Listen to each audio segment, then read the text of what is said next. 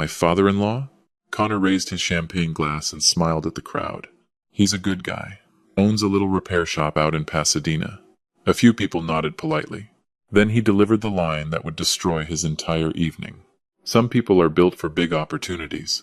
Others are happiest changing oil and fixing lawnmowers. The room laughed. Not everyone. Just enough.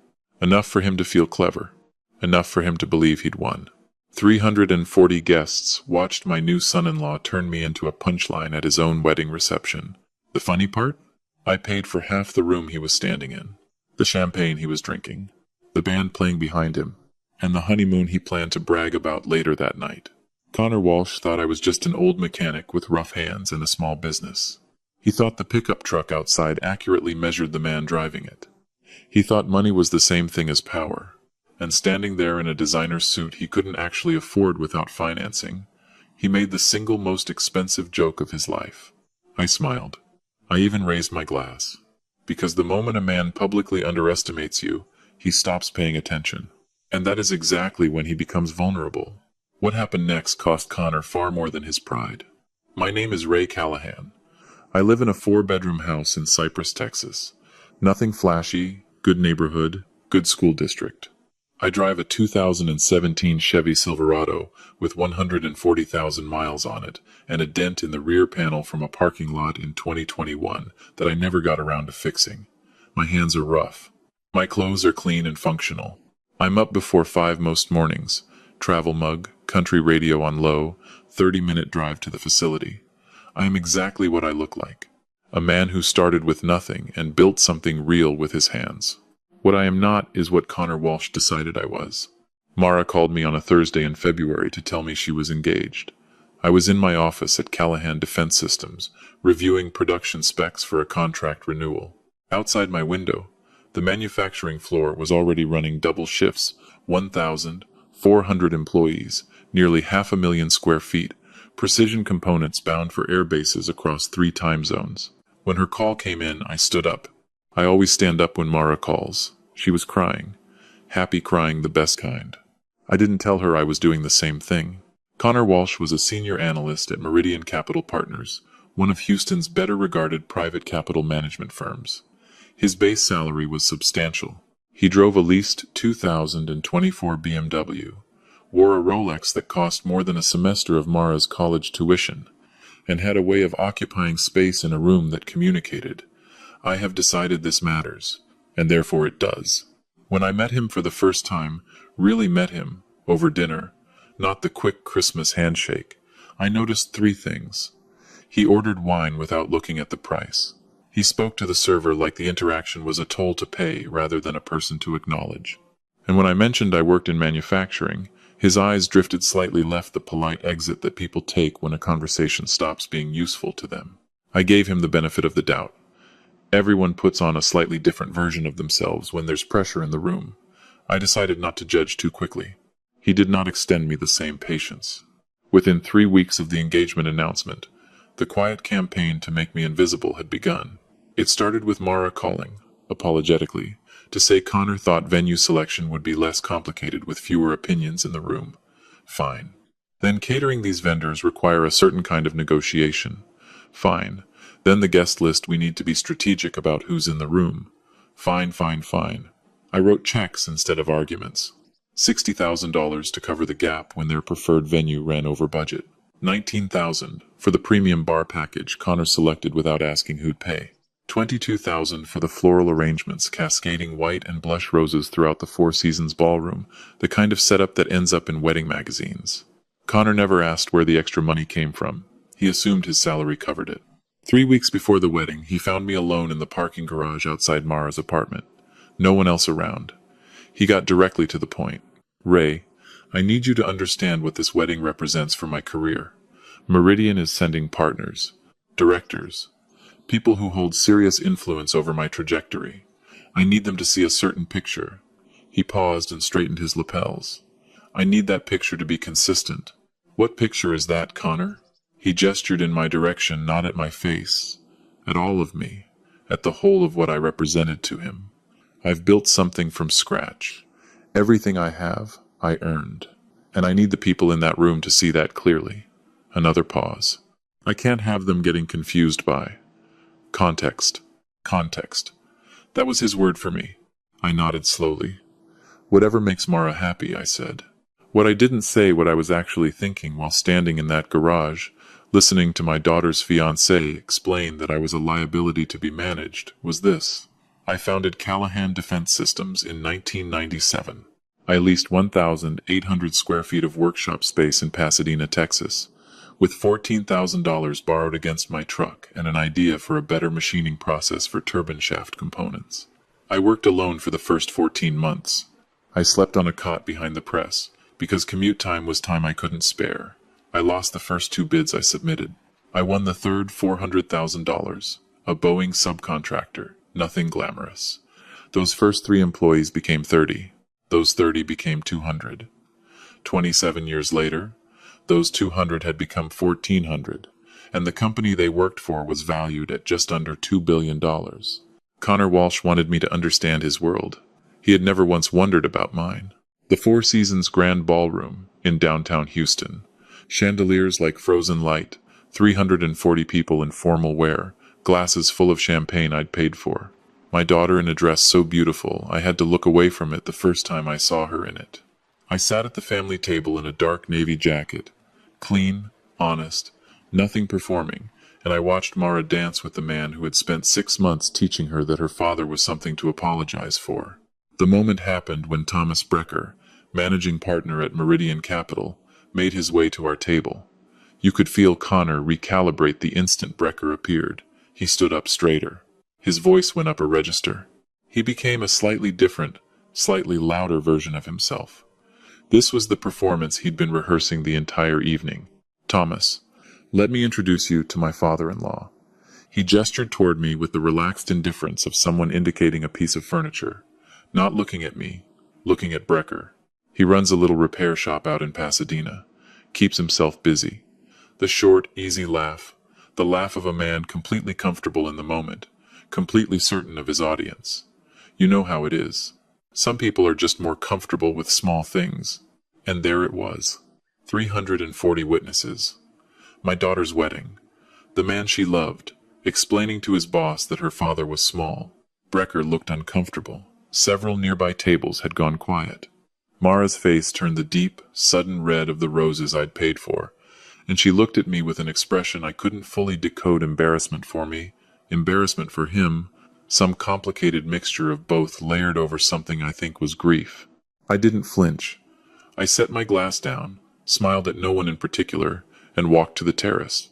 Honestly, and I want to pause here and be real with you for a second, if that had been you standing in that ballroom, hearing those words, watching your daughter's face change, what would you have done? Most people would have said something right then, corrected the record, made it stop. Part of me, the part that spent 27 years building something real and never once asked for a standing ovation, wanted to. Badly. I didn't, because Connor had just told me exactly who he was. And I already knew with perfect clarity what I was going to do with that information. He called at 11:52 the same night. I was in my home study, still in the dress shirt from the wedding, reviewing quarterly projections Linda Park had sent. Linda has been my CFO for 16 years. She is the only person in my company, possibly the only person outside my immediate family, who knows the full picture of what I own and what I'm worth. She is also the most precise human being I have ever met, which is why I called her the following morning. But that night, it was Connor's number lighting up my phone. His voice had lost the wedding's performance polish. What replaced it was harder, more pointed. Ray, we need to talk. Before this goes anywhere, it doesn't have to. Talk then, I said. What followed was 20 minutes of Connor Walsh explaining the world to me. The portfolio he managed, $140 million. The partner track he was on at Meridian. The architecture of success. How image and association were not vanity but strategy.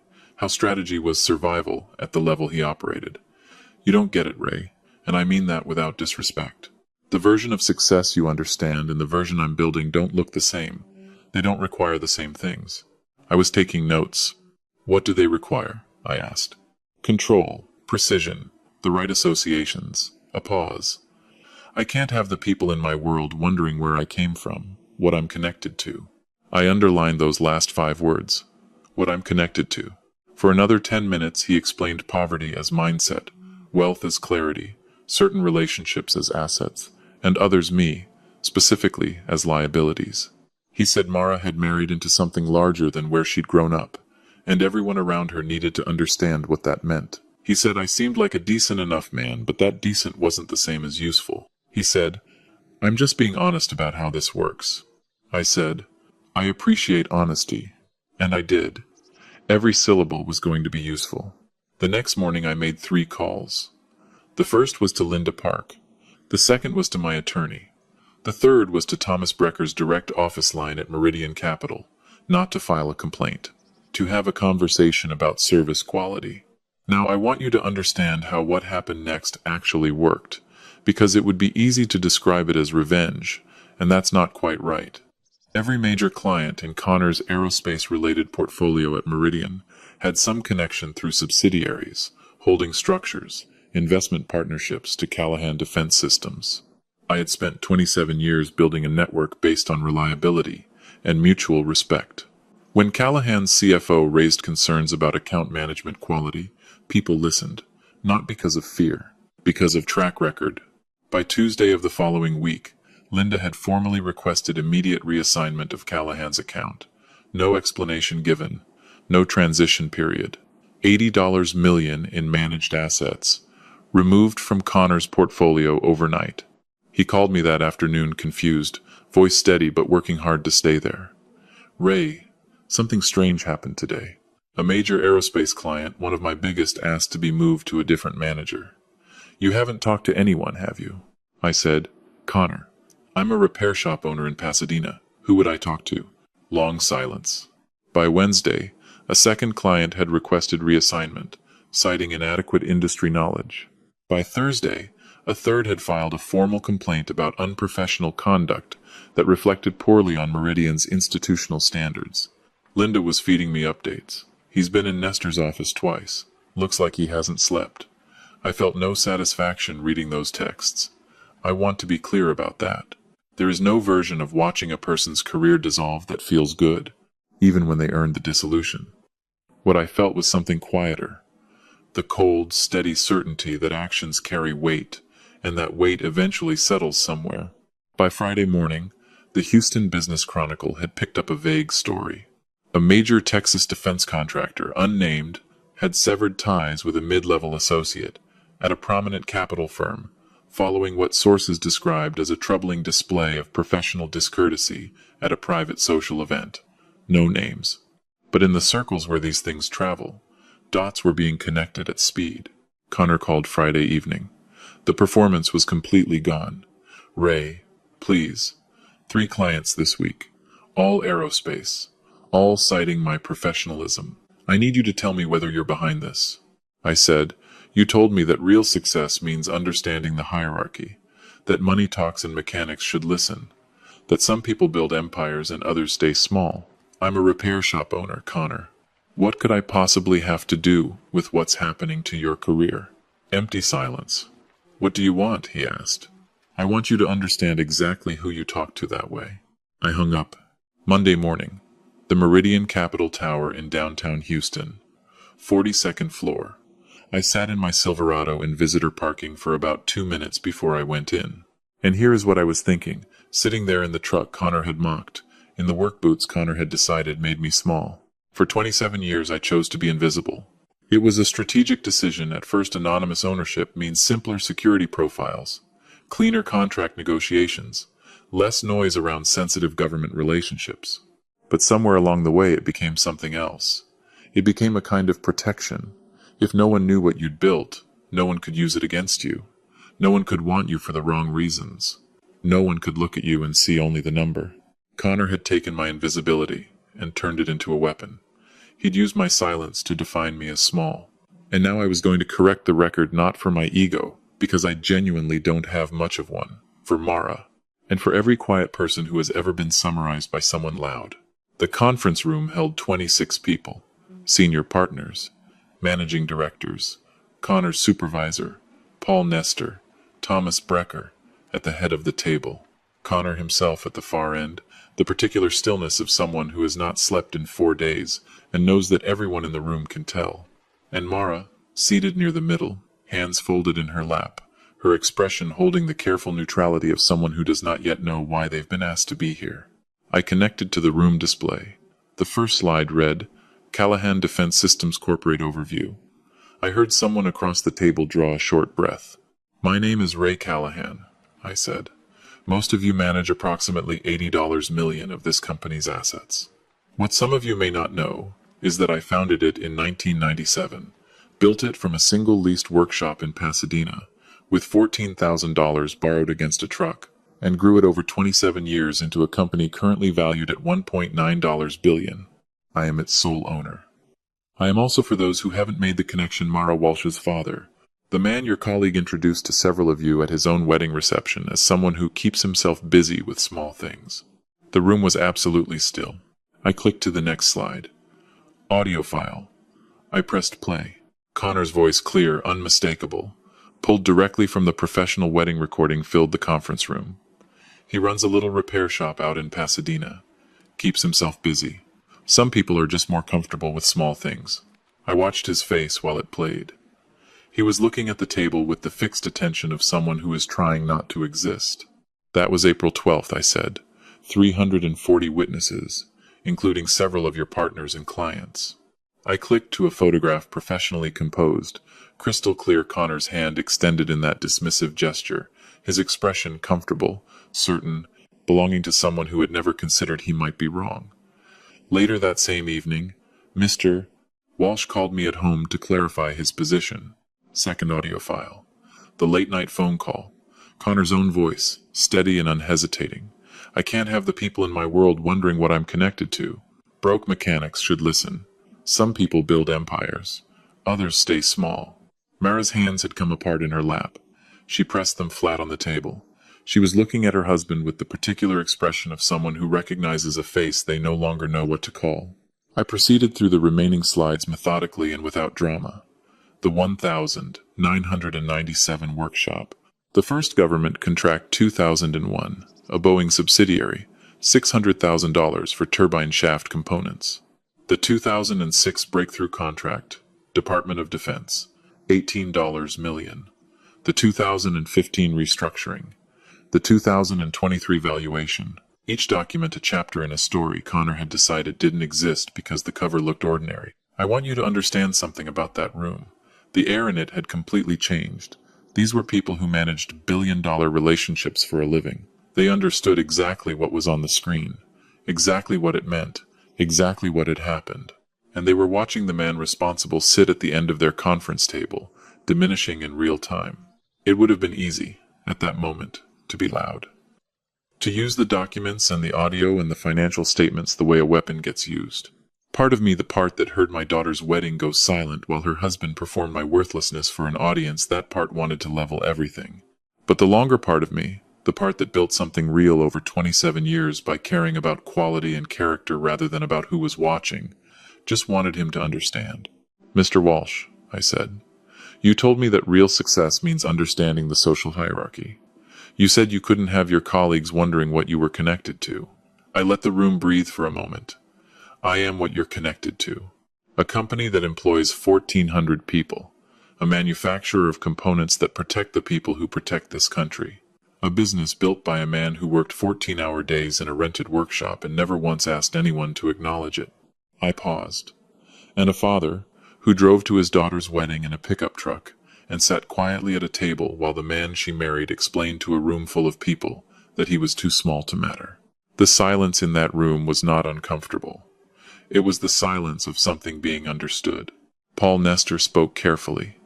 Ray, what outcome are you looking for today? Education, I said, and accuracy. Meridian has managed Callahan's account well for 8 years.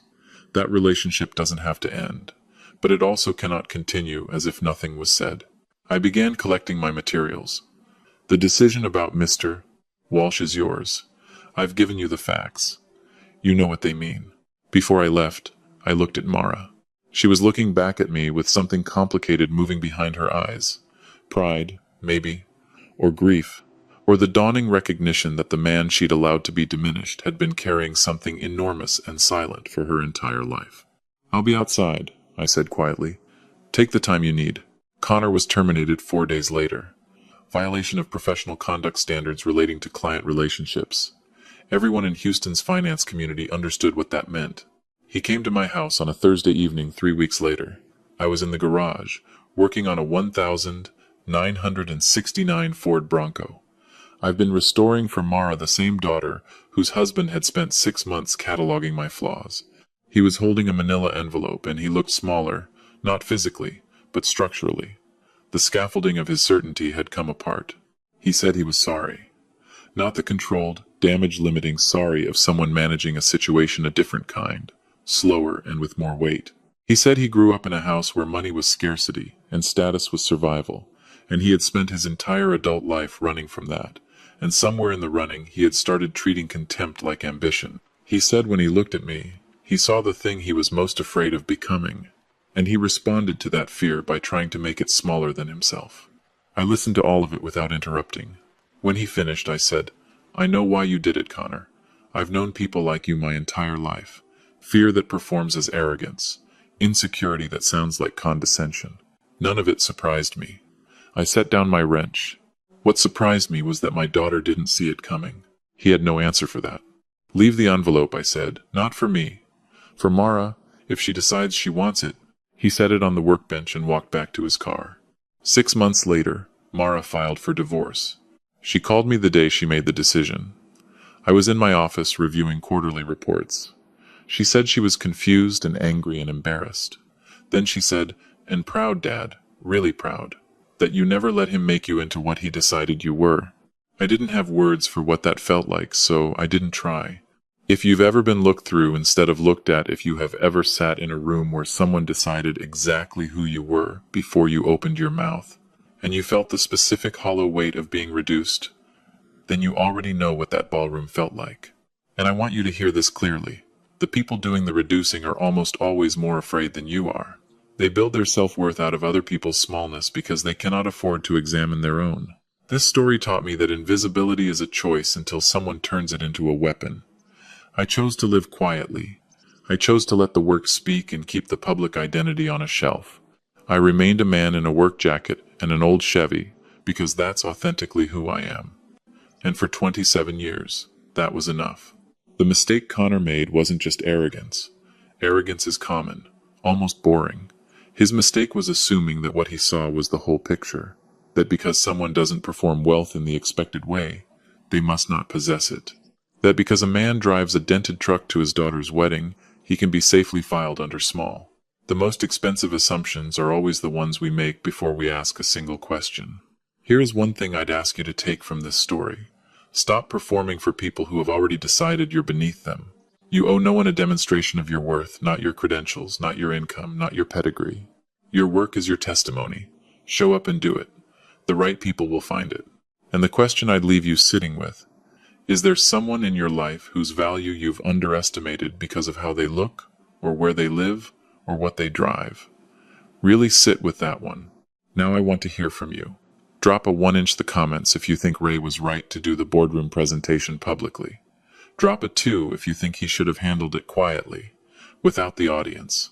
Drop a 3 if you think the real story here belongs to Mara, not Ray. I read every comment and I genuinely want to know where you stand on this. Also, where are you watching from right now, and what time is it there? There's something that moves me about knowing people are sitting with this story at completely different hours, all around the world. Tell me in the comments. And if you've ever been in a room like that ballroom, if someone dismissed you and later learned the full picture, or if you were the one doing the dismissing, and wish you'd asked one question first, share it. This channel exists because these stories are real, even when they're reimagined. If this story stayed with you, if it made you feel something or think about someone, please subscribe. Hit the bell. New stories every week, and every single one of them is worth your time. Thank you for being here.